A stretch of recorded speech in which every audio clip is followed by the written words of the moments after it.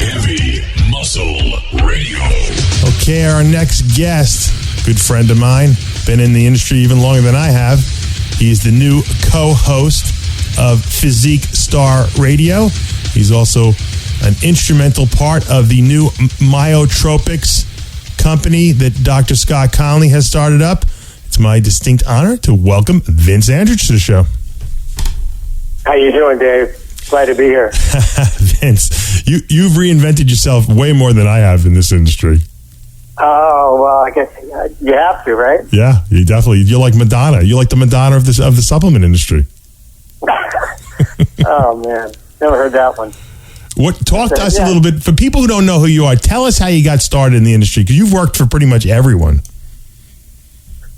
I got started in this. I was a bodybuilder, and I was selling products. Basically, I bought them from a distributor, and I would sell them out of my condo. And so this was like in the 80s, and then started a company that was a distributor of nutrition, sports nutrition, back when there was really only, I think, really three of us that focused on that. It was Bob O'Leary. And the Costello brothers. Right. They're out of business, right? Costello turned, of course, into Optimum, and they did. bought now by Glamis, yeah.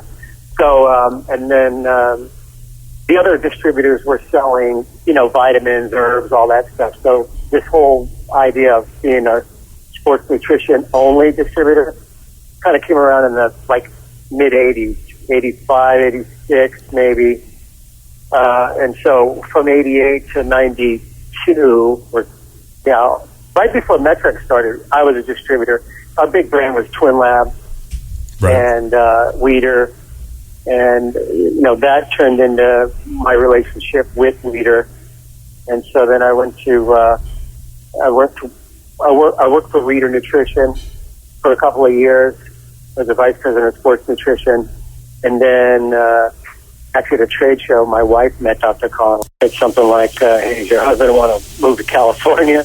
And, that's Connolly. So, yeah, that's Connolly. So, I went to work for Scott at Metrex. And that's where we really met. Yeah. You were a Metrics athlete. Mm-hmm. And was there for a couple of years. As you know, the company got sold. Tried to stay there for a bit, but, when a place gets sold, it's just never the same. No. And so probably the other most noteworthy would be, went right from there to EAS.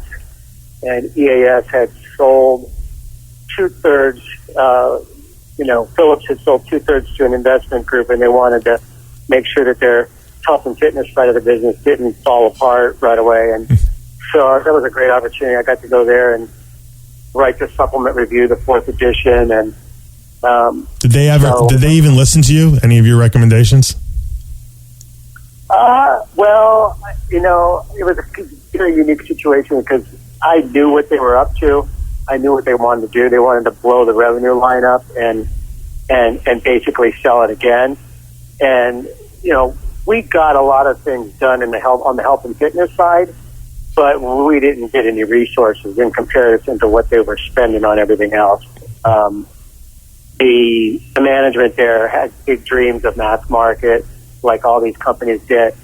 And so they spend 90% of the budget on that. And we outperformed them by, in our area, not really because of me at all, but because of what EAS had created. What Phillips had created over there was such a brand, loyalty. But it took a long time for that thing to die. But the powers that be certainly did all they could to wreck the brand and make it just, I call it a Chip and Chad or a Susie cream cheese brand. They just watered it all down. Yeah. During this period of time, had you been still in contact with Connolly? Yeah, I was in contact with Scott, and actually right when I left EAS, I took a position at ProLab, and I started talking to Scott about doing something, and then Scott got sick. And so we had planned on doing some things back to probably in like 2002 or something like that. And then it just didn't. So, Scott went on and do a bunch of research on different proteins, and I was consulting with another good friend of mine, Ryan Hornbuckle. You know Ryan from Anrich, of course. And so we were working with the mid-sized brands to help them, the Nutrexes and the BioChest and SAN and things like that. So, and Ergo Farm, Pat Arnold's company. And at what point, because I know I've been breaking Scott's balls for years to start his own brand up again, and then he kind of got involved with that other company and he kind of got screwed over. How did you finally convince him to do his own thing? Because he always told me, I don't want to get involved with this again. I hate the business aspect of it. I like the research. How did you actually convince him to start over again, so to speak, with myotropics? Well, and you're right. Scott, first of all, Scott has a lot of projects going at once, and his main interest is the science. And a lot of times, the market or the marketing is, he gets it, but he doesn't notice it right away. And so we had been talking about doing different projects. Some were in the medical area. Some were just research, and then we had thought about doing something with this. He created this brand called Myotropics, but no products were in it.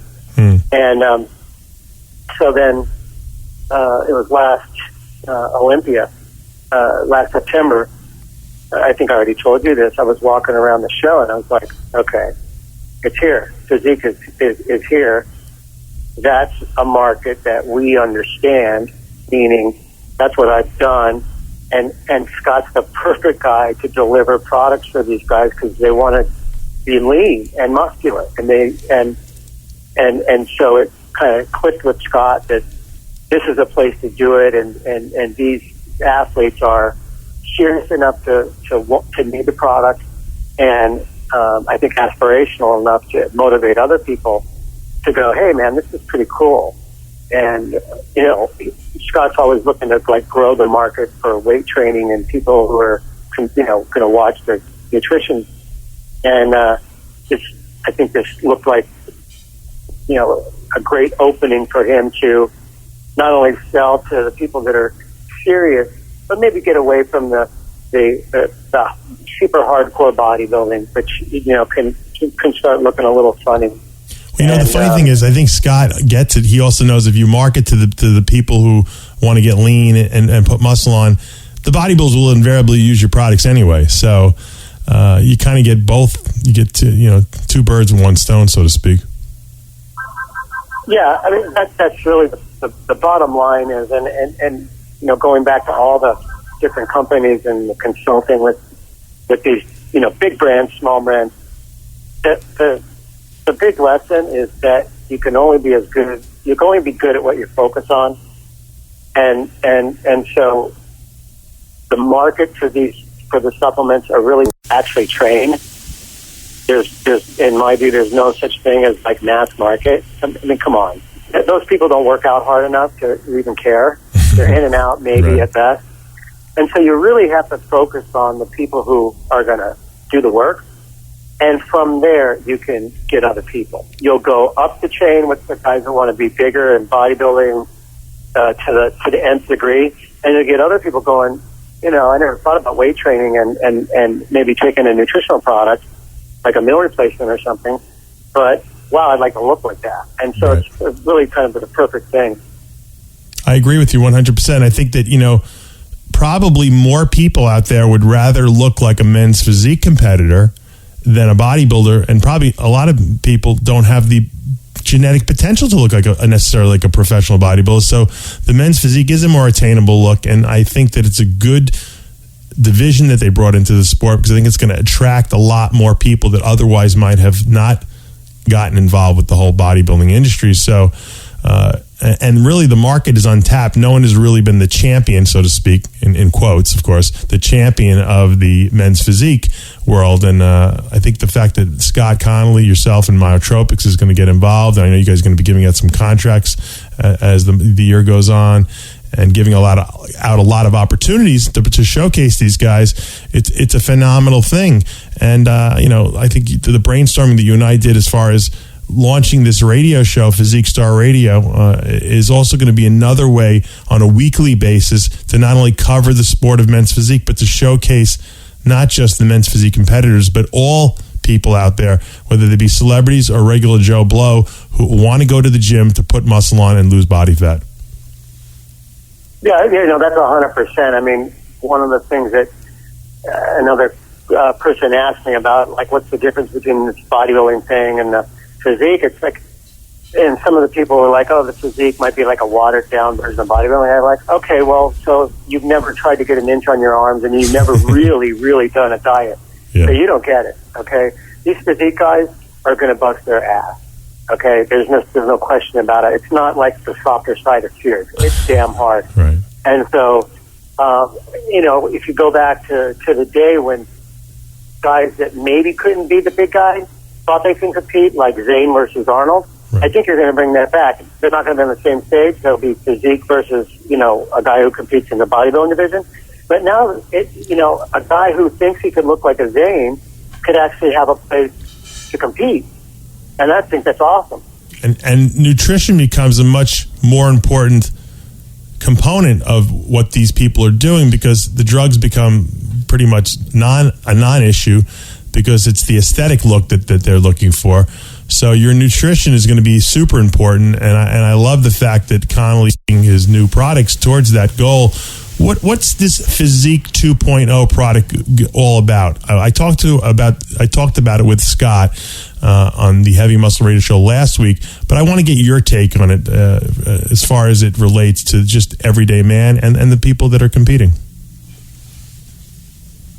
Well, the genesis of the product really comes from single or individual components, and we Scott has repartitioning substrate technology, and basically that's what it is. There's components, the protein component, there's a carbohydrate component, and those are the main two. And Scott's been playing around with different proteins and stuff like that, and some other things in the carbohydrate domain, and those make up this composite product. It's a meal replacement, basically, but it's really much more than that, because it's really geared for someone who wants to hold on to muscle while they stay lean. And so it's not like this, I'm going to bulk up, diet down. It's not. It's something that you can take a couple times a day, and like you said, you're going to have to rely on nutrition more than maybe pulling some kind of chemical wizardry out of your hat. Right. And so you got to be consistent. And the protein component and the carbohydrate component are specifically meant to allow you to basically repartition your body, which is the bottom line for a physique guy. You want more muscle, less body fat at the end of the day. And I think that this is also a product that can be taken 365 days a year for these guys. It's not like something like you said that would be like a bulk up off season product and then a diet down product. You can use it probably while you're dieting and while bulking, just changing some of the other components of your diet, which is going to be a very, novel product. Because you know what? It seemed like everyone strayed away from the meal replacement shakes, the repartitioning technologies that Connolly had basically, invented in the early 90s, and now Connolly's bringing it back only even better than before. So I'm excited to try it. I'm waiting for my prototypes in the mail. Scott promises me you guys are going to send me some so I can try it out.